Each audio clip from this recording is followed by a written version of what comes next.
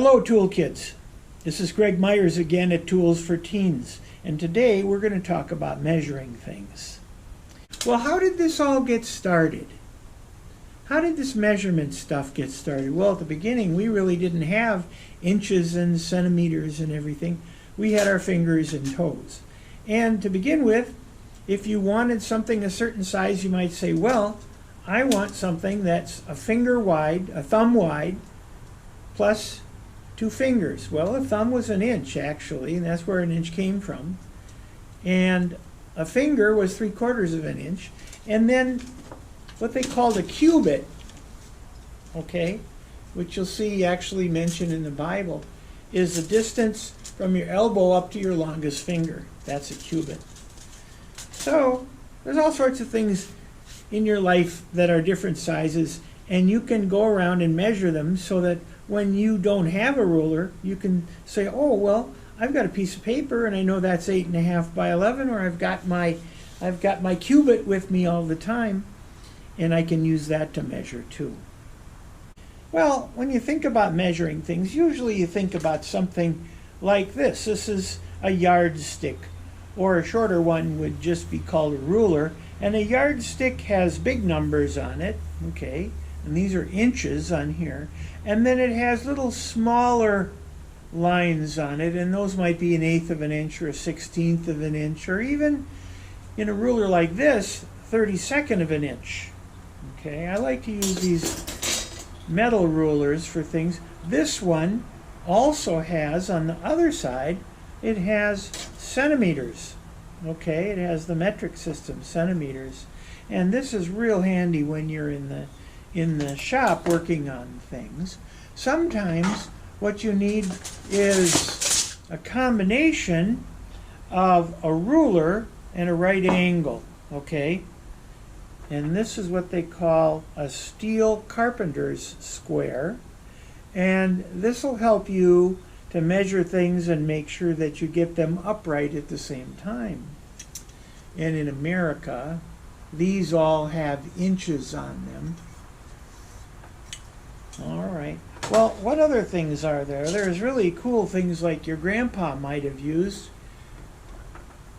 Here's another type of ruler. Look at this. You can straighten this out like that and keep it in your pocket otherwise. This is a beautiful little old ruler. Look at that number 16 there. Why is it red? Well, it's red because when you're building a building, you want to know how far apart the posts in the wall are. Those are called studs. And they are 16 inches apart. So you can use a tape measure like this to mark off a whole wall and figure out where all the studs should be.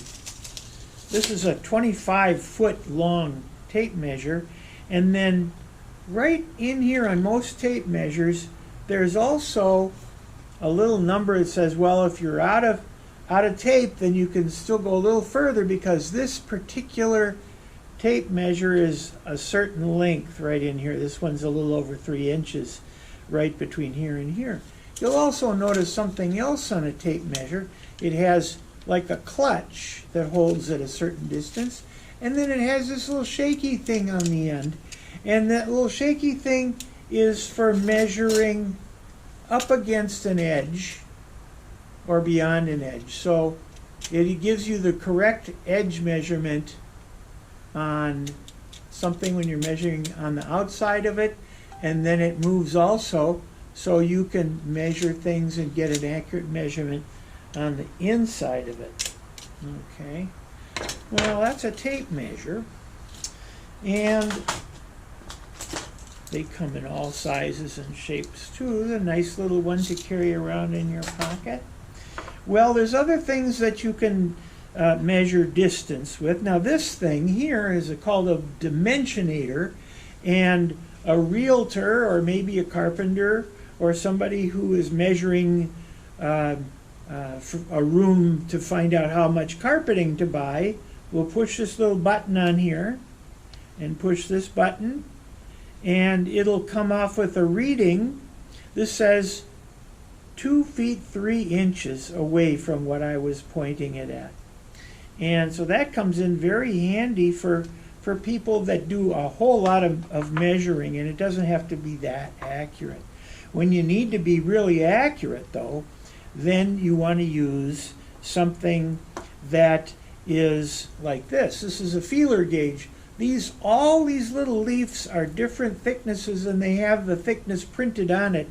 So you can slide that in between two things and find just how much distance there is between a couple of things. Well, other things you can use for fine measurements are something like this. This is called a micrometer. And you can measure very, very thin things with a micrometer. We use that a lot in the machine shop. Okay, you can measure the thickness of a card. Okay, and you'll see there's little lines on here, and you can read how far away these two things are by looking at these little lines on here. Another thing you can do is you can use this thing. This is what they call a caliper. Okay, looks like a monkey wrench, but it's much, much more accurate than that.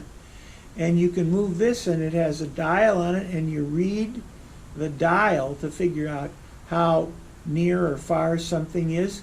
And you can put this inside of a hole, okay, and measure how big a hole is, okay, that way. Or you can measure through the jaws here. Or what you could do is put this down on the end of something and measure the depth of something down here. This is a very handy little piece to have in a machine shop. Now, what happens if you have some sort of a hole and you can't get into the hole with your ruler? You might want to use a snap gauge like this, an inside snap gauge. What you do is you push these things in, you tighten this thing up, and then you let go of it like that, and then tighten it up, and then this snap gauge can be measured with your caliper, and you can get an exact measurement that way. Okay, so there's all kinds of little tricks. Something else to measure distances of things would be this. This is what they call a dial indicator, and this might be something that you would use to find out whether the bicycle wheel is spinning true or not, because every time it goes past, if there's some kind of a bump in it, then it'll move this little thing here. That's very handy to have with things that are twirling around. And then there's things, maybe you'd use a wire gauge. Okay, these are just different thicknesses of wires that you would use, say, if you're measuring a spark plug gap or something like that. Okay, well, another thing you could do is you could measure angles, and you could use this. This is a protractor, all right, that measures the angles off of vertical or off of horizontal.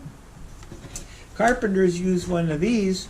This is called a quick square, Carpenter's quick square, and it has all kinds of things on it that are handy for a carpenter.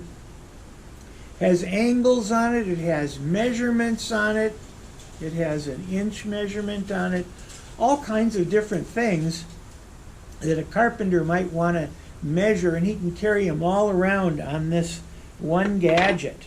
Okay, well, maybe you want to measure the size of your girlfriend's diamond. Then maybe what you'd use is one of these.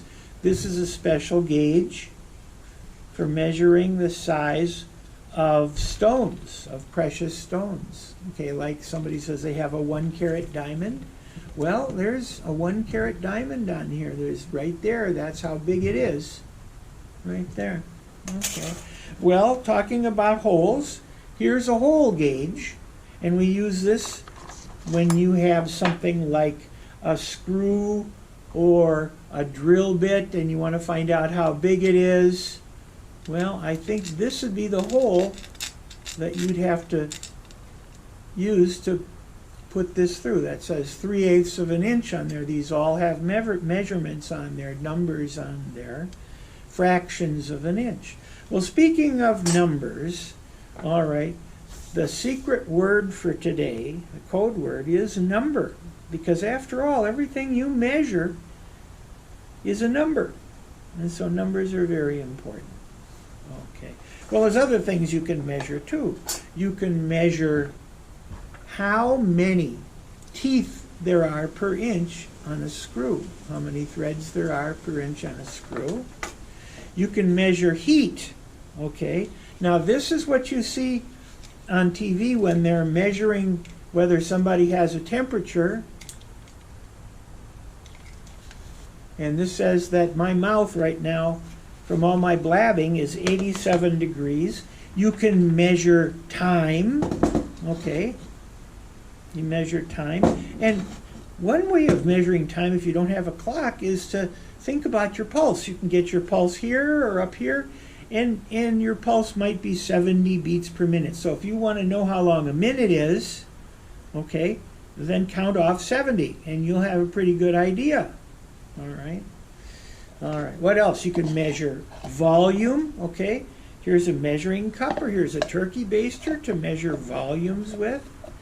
And there's all kinds of different things you could take, and you could take a Coke can, and that's 12 ounces, and you say, well, now I know how much 12 ounces is. All right, that's pretty good to know. You could measure pressure, okay? This is a dials from a welding torch. You need to know how much gas pressure is in the bottles. So you've got pressure that way. You've got pressure when you fill up your tires with air, your bicycle tires. You've got, it's going to tell you pressure here is how much you should put in, how much air pressure you should put in your tire. Pressure is also like a scale when you get up on the scale and look to see whether you're overweight or not. And then there's electrical pressure too. Okay, here's a battery, and here's what they call a voltmeter. Okay, so what we're going to do is we're going to put the voltmeter on the battery and watch that dial. See that dial come up there? That's 12 volts. All right. Well, that's about what I've got for you today. One thing to remember, whenever you're measuring something, okay, is to measure twice and cut once. Well, that's about all I've got for you today, kids, on Tools for Teens. I'll see you again next time. Bye.